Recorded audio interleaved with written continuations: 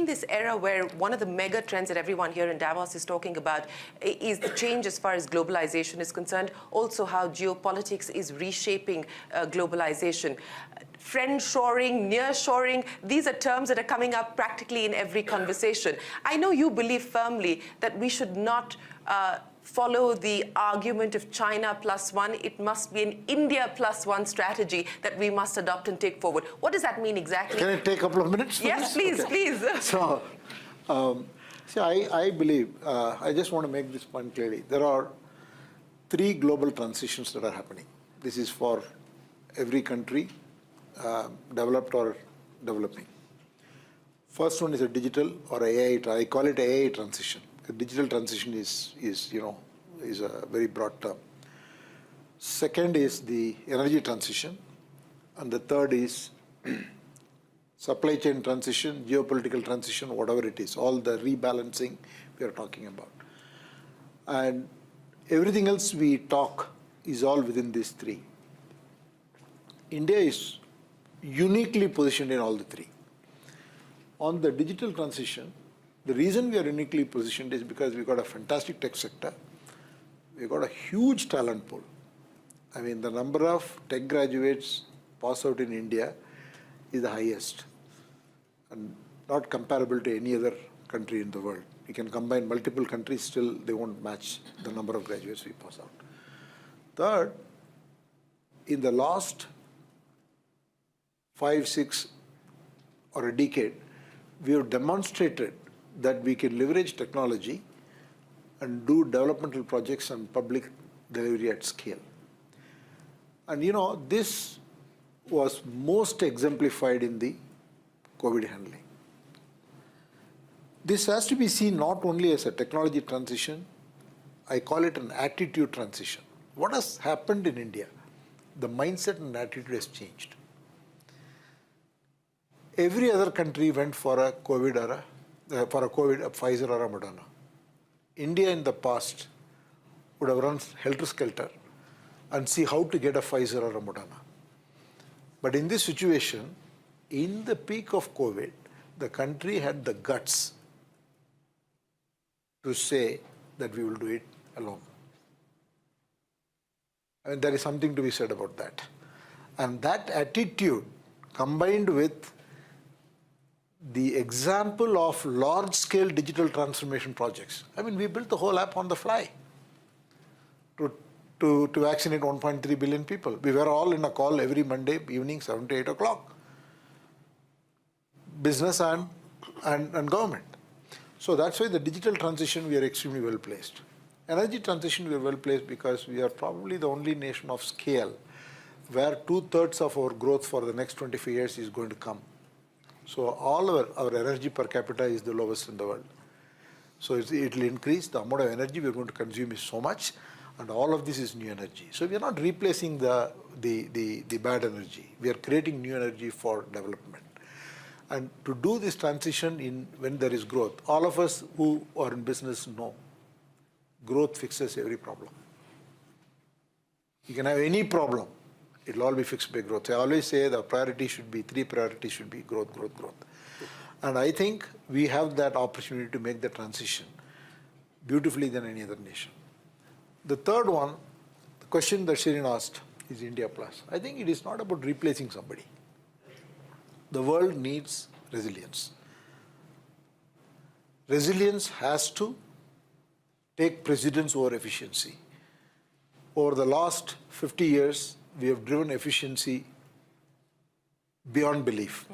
So now we have to go back to being effective first, then put efficiency second. So the India Plus is for India to take the lead, to build the supply chain is ecosystem. It's not one person's game. Nobody can do it alone. We need partners. We need to work with other countries. We need to work with companies, US companies, Western companies, other companies who are willing to work with you on a transparent basis. So India Plus, when I say that, I mean India takes the lead and builds this ecosystem so that we become an alternate, resilient supply chain for the world. It is not about replacing somebody. Well, thank you for explaining what you mean by India Plus. And I think this again is an issue that is being debated at this point in time, that as more and more countries like India move towards creating these ecosystems, move towards creating their own supply chains, will it have an impact on inflation in the long term? But that's matter for another debate at another time. Minister Irani, let me address the issue of inclusive growth with you, because as Mr. Chandrasekaran pointed out, growth addresses many problems, but the point of inclusion also needs deliberate choices to be made. And that's what I want to understand from you. The work that's already been done, what more can we expect now on being able to create a social protection net, on being able to ensure that the widening income inequality, that gap reduces, is bridged as well? I think if I am permitted to reflect in the eloquence of Chandra, there are 2-3 things that I would like to take forward from what he said. Firstly, what happened in the pandemic is that tenacity of tech met the audacity of administration. And that is what India has said to the rest of the world. That's it. And when you talk about inclusive growth, when you talk about social security, what the Prime Minister has done is that he has re-strategized how you look at welfare. And through his policies, and the only part that I'll differ from the eloquence of Chandra is that there is no shotgun pronouncement of outlays. There is a strategic pathway that is designated before the money is put to the number or the plan. So when I talk about social security, as you've so pronounced it, Prime Minister Modi looked at it from a social investment point of view, and that is a reorientation in governance that hasn't happened before. How did it play out? Chandra speaks about the consumption levels in Tier 4 levels of our country. How did that consumption get fueled? You have doorstep delivery of free food to 800 million people, thereby somewhere conserving their consumption capacity, and their purchasing power then gets either conserved or repurposed somewhere else. Apart from food, what you have done for 1 billion plus of your populace, and especially for those who are marginalized, those who are poor, is protect their pharmacological needs in a pandemic. You have delivered 2 billion doses of vaccine. And that is why I said that the tenacity of tech met the audacity of administration. As he said, the easiest thing for India to do would have been somewhere a victim of the compulsion of the alacrity with which the pandemic was spreading, that there would have been many pressures that a government faces that import that vaccine. And it takes a lot of political strength to withstand that pressure, and belief in the capacity of Indian industry to rise to that occasion, knowing well that in a time when global supply chains are choked or shut down, your industry has the capacity to fulfill your need domestically, and not only fulfill a need, but also ensure that jobs are kept secure. And that is what the India story is. And again, extending from what Chandra says, why do I believe in the India +1 story? You, Shireen, began this entire discussion about how globalization is getting redefined. And now when we talk about the India story, we say we now reflect the Modi ethos of human-centered globalization. That when many countries were devoid of pharmacological help, when they were struggling to get their needs of PPE suits or vaccines met, India knew that there are many countries with their back to the wall. We did not commercially exploit that urgency of many societies. We were still humane enough to supply pharmacy needs of many countries, at times at no cost, and at times at just about the cost of production. And we did it not only out of a governance plan, we did it out of an Indian plan. As Chandra said, there are many industry captains in this very room who are on call 24/7. We've told the world, especially at Davos, we never close for business. But we were at business, both of governance and manufacturing, especially when the world had shut down. And that is the potential of India that needs to be pronounced from every corner. We did not profit from your misery. We were humane in our approach. We were resilient in protecting our supply chains. And we still served a common global cause. Well, thank you very much for that very eloquent insight into the audacity of administration and, of course, the convergence with technology. But, Mr. Vaishnav, let me address the issue of opportunity and the roadmap ahead. One of the big things that everyone here is talking about is the PLI schemes. The government has announced and rolled out PLI schemes across 13 different sectors. There are different stages of evolution at this point in time because the dates of rollout were different. The question now is, in light of the success of the schemes that have already been rolled out, does the government feel more emboldened and confident to do more, to include more sectors under the PLI schemes? And for existing schemes, for instance, like the FAME scheme, for the benefit of our viewers who don't know, the scheme that was brought in to try and accelerate the growth of electric mobility, the sun sets on many of those schemes in the next year or so.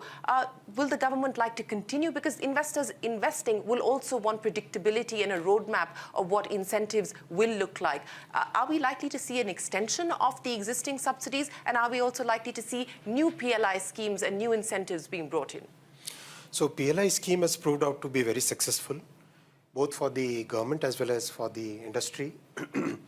In terms of government, to what Mr. Chandra said, we don't put money just like that. We do have our calculations.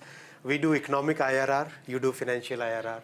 So it's... No, I was not saying that. I was saying you can take the decision upfront. Of course, so I mean, just take PLI as an example. The outlay for PLI was about 24 billion US.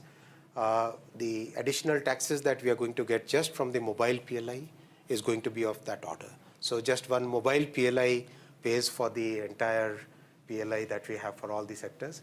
Combined together, the actual tax contribution, additional incremental GST and incremental income tax is going to be significantly more than the outlay that we put for it.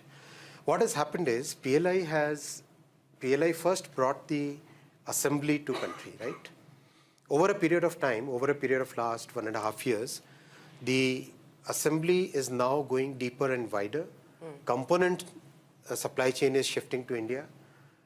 Indian homegrown companies are coming up with components as well as many critical parts of the supply chain.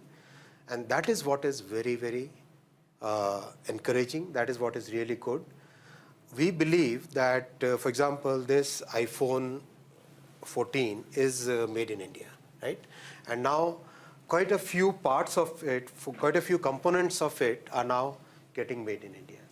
So that makes a huge difference. It is adding jobs. It is creating new economic opportunities. Are we likely to do more PLIs? Yes, there are many more PLI items in the work. For example, hardware IT, for servers, for laptops, for PCs. That is another piece to be still in works. There would be, this approach has worked well. So there would be more sectors that we consider. Minister Vaishnav, Minister Irani, N. Chandrasekaran, many, many thanks for joining us here to give us your insights on what the India story looks like and, more importantly, where the India story is headed. Ladies and gentlemen, thank you very much for joining us here this afternoon. Appreciate your time.